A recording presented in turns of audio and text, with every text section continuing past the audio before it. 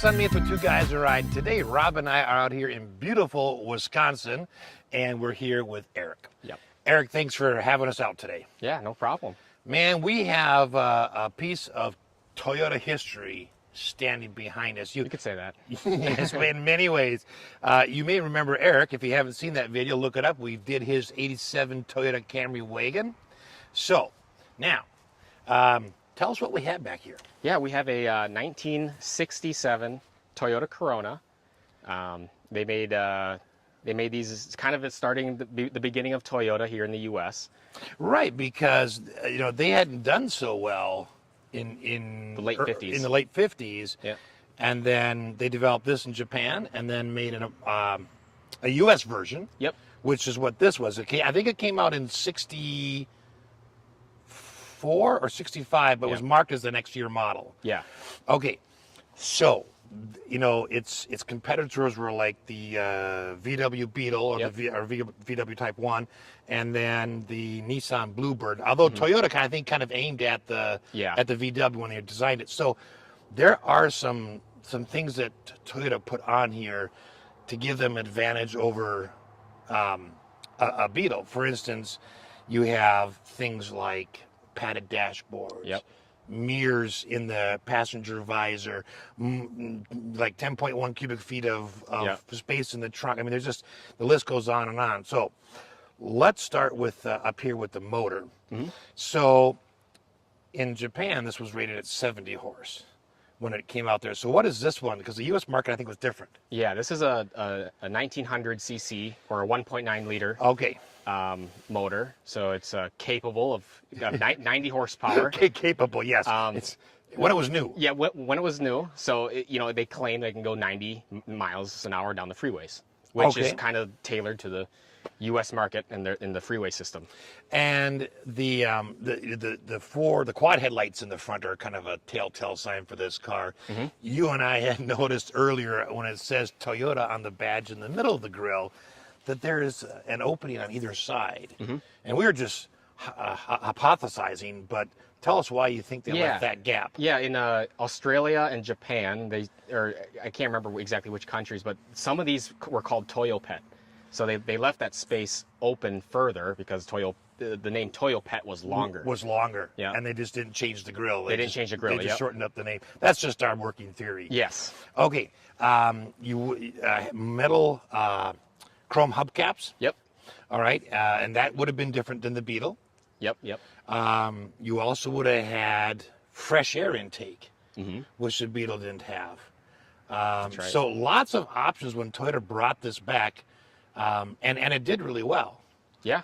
Now, for those of you who are watching and not familiar with the Corona, tell us what car came from the Corona that people would recognize today. Yeah, so they stopped making the Corona name in 1982 or 83, and that's when they started the Camry. Okay. The Camry started in the early 80s. So that was Corona's replacement. Correct. Okay. Yep.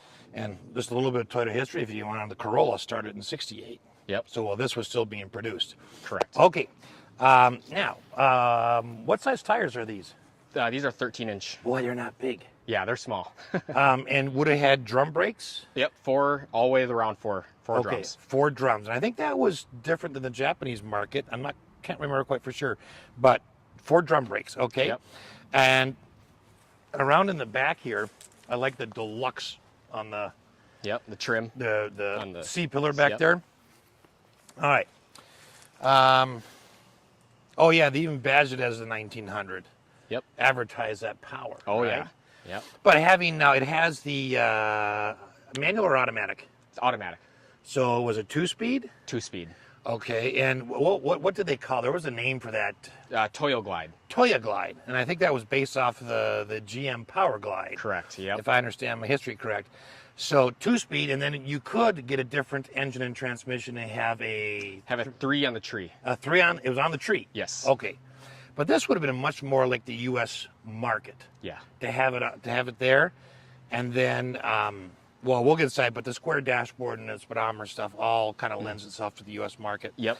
All right, single exhaust. Yep. Okay. Was there any purpose to this? Was this like a reflector? Or? Yeah, that's just a reflector. No purpose, just styling. Okay. Yep. Now the trunk itself is fairly big. Yeah, it is pretty big. You got a lot of space in there.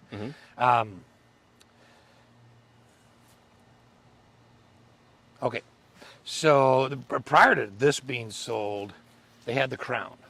Yep. And the Crown was like a real luxury vehicle. So this carried over some of the elements of that luxury. You have, like, for instance, you have full carpeting on the floor. Yep. Driver's armrest. Yep.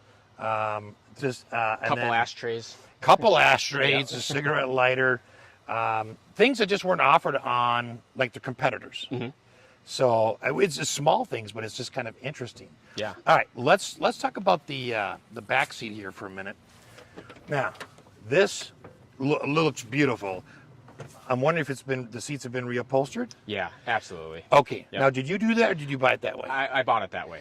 Okay. Yep. I'm trying to remember from pictures. This would have been the same pattern that would have been in the seat. Very close. Yeah. Okay. It's like almost identical. Okay. Yep.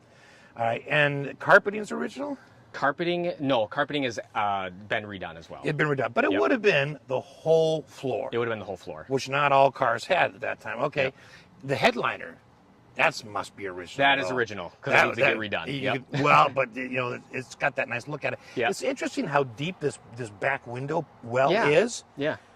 Man, you could store quite a bit back there and not have it thrown back at you. Right. Yeah. It even tucks in just a little bit. Wow. Did the back of the seat fold forward? Not that I know of. It doesn't easily. I'd have to get some tools out to remove that. So okay, it's so not something that wasn't like wasn't designed to fold down. Correct. Okay. Now, and there's the ashtray right there. For the kids, yep. Yeah, for the kids, Yep. just in case they wanted to smoke. Okay. Yep. Let's take a look at the front here a minute. And, all right. Oh, you got a lot of stuff going on here. So, ignition on the left. Yes. Very strange. Very strange. What was the next button? That is the headlights. So Okay. we're missing the cap for that one. We're searching for it, but that is the headlights. That was not in the donor car you have. No, that is also missing there. That must have been something that frequently fell off. Yeah, then. I think so. I think people mostly use that one, and it eventually just wore down. All right, and the 4W. That's your four-way flashers. I was hoping it was four-wheel drive. Yeah, me too. Now, for this year, when they came back with the Corona, they made the dashboard a rectangular shape, the speedometer, to match U.S. market and what people were used to seeing. It kind of reminds me of a GM also from the 60s. It reminds me of a GM speedometer. I think their first adventure in the U.S. was, it looked too different. Yeah. And this looked a lot like the cars that were coming out at that time. Yep. Now, the radio. So we were talking about this earlier because Rob and I learn things when we review cars. But this has, I believe it's called the Coronado radio. So it has on the numbers, there's a 3 spots on the radio. There's a little circle with a triangle. Yep.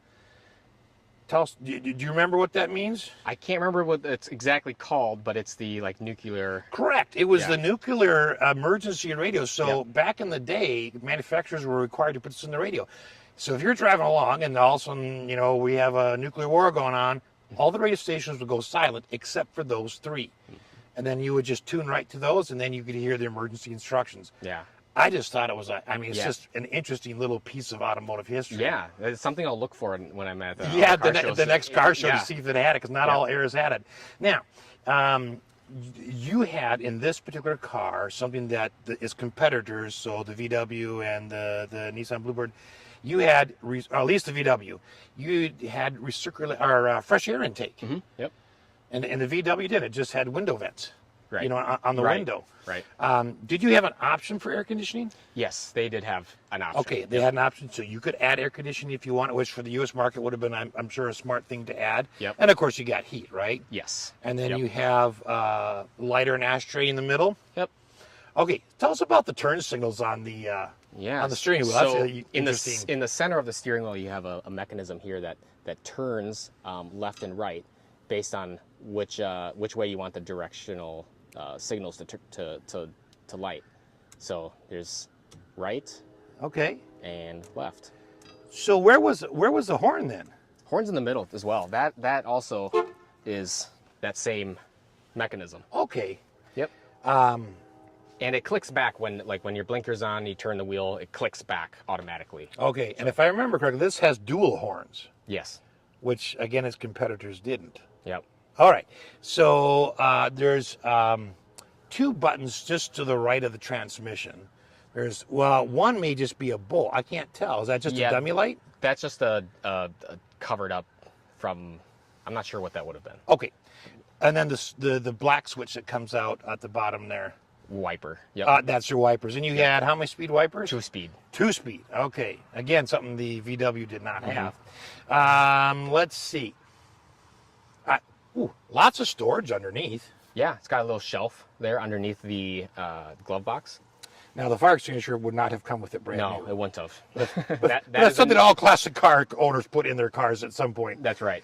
All right. And then, of course, you had a regular glove compartment. Yep. Okay. And then otherwise, that little circle at the end is just a air vent. Yep. For your fresh air. Now, the transmission for a minute, I gotta jump back to that.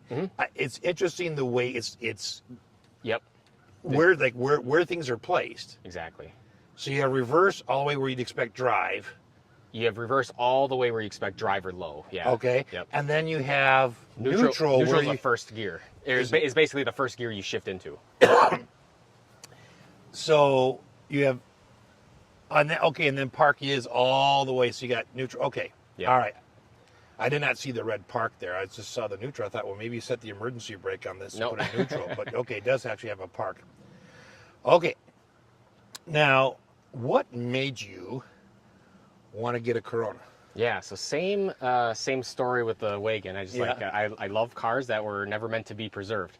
So this is another example of stuff that people just use. They just bought it and used it, and then not many of them around anymore in decent shape. So when I saw it, I had to have it again. And yeah, just kind of enjoying it and enjoying bringing it to shows and having people confused on about what it is. What is it? Yeah. You did find a donor car, right? Yes, I have a donor car. Okay. Have you actually used any parts off it yet? I can't remember. We use various pieces off of it here and there, here right? and there, but no major parts have been taken from it Okay. yet. And you have an engine and a transmission with that too. Correct. Although that one is the 3-speed manual. Yes, it is. Which you found out if you can't put the engine and match it up to the automatic transmission. Yeah, the mating between the transmission and the engine are different. So I could not just mate that manual up to this. It's a different bell housing. If you did that, you'd end up having to go with a manual shift. Yep. But it's still on the column then. It's still on the column. Yep, it's the same lever. Okay. Now the RPM gauge did not come with a car. Yeah, there's no tack. Okay. Yeah. Well, yeah, I mean, So I put that one in just so I know where it's idling and things like that. Okay, Yeah. all right, you put that Yep. in. Well, we always have modern conveniences somewhere in the car to help us. We yeah. got to drive to a show. It's an hour and a half, whatever. It's nice to Yep. have some music. Does the radio still work? The radio works. Does it have AM? Only FM? AM. Only AM. Only AM. Okay. Yeah, I suppose it's probably hard to find a digital radio that matches that too. Yeah, exactly. I mean, just because of the rarity of the car. Yeah, and I don't want to hack it up either. Okay, so you want to leave it up as I want to original. leave it the original. Yeah. All right, so which brings me to my next question. So, how long have you had this particular car? Has it been a couple years, or? Yeah, I bought it in May of 2020, so Okay. I've had it just for a couple years now. And what all have you done to it? Yeah, I replaced the torque converter. The torque converter was leaking, Okay. so that's been redone. And other than that, it's just been maintenance. So Okay. oil changes, the lubrication services on Right. the chassis. How many miles does it have on it, roughly? It says 89,000. Okay. So I think that's original. Original? Yeah. Man. Now, it's always fun to work on these things, right? And that's a huge part of the adventure, I think. Yep. Is actually working on. You have a nice addition to that, where I believe your dad helps. Yeah. So I luckily have a place to store these cars, and we have a shop that we store them and we work on them. So your dad is a motorhead too. yeah, a little bit. Yep. Okay. Yep. so I think he collected cars before you. He did. Yes, he is a GM guy. So, and you converted him to Toyota. Yeah. Well, they're your cars. They're not his. Yeah, exactly. He's just storing he them. likes the muscle cars still. But this is something I just. But think is, you know, the advantage is you got someone who can wrench with you. yeah, and he You got kinda, someone who knows where to look for parts. I mean, that's Yeah. huge. It's, Yeah. it's like a, you know, I just think it's neat anytime you have a family involved. Yeah, exactly. You know, Exactly. Yeah. Also, the guy that provides all the parts Yeah. and extra knowledge is a guy in North Carolina. His name's Carlin Dinkler. He basically is like the god of these Coronas in North America. So he has all the parts. He has a warehouse full of engines, transmissions, drive shafts, and anything Okay. you may need. out there. Yeah, out in North Carolina. All right. Now you have done you know you have the '87. You have a couple of older Camrys. You've Older got Camrys, yeah. this one, right? Mhm. So, what advice would you give to someone who's just starting out? And I mean, obviously they're going to have a passion for a certain brand or type of vehicle, right? Yep. But as they start, is there any advice, given your history and what you know, Yeah. would you say? What would you say to them? Yeah, you got to get something you really love Okay. because you're going to be spending a lot of time with it. And then get something that's very complete. I think that's one thing that I've learned is like you want to get the, and I've heard other car people say it, but you get the best version you can. Best version you can. Because it'll pay itself in the long run. You know, finding parts and going through that process. Okay. It's just better to have everything complete if you can. So buy Okay. the best version of whatever you love. you have. Yep. All right, Eric. So, what is one of your favorite memories with this particular car? This one just it's really working on it with my dad and just kind of hanging out and learning about cars. It's kind of what makes it fun is that. So Well, what a great memory. yeah, absolutely. That's awesome. Eric, thank you so much for having us out here in beautiful Wisconsin today. Absolutely. With this awesome car. We appreciate it. Yeah, no problem. Thanks for watching.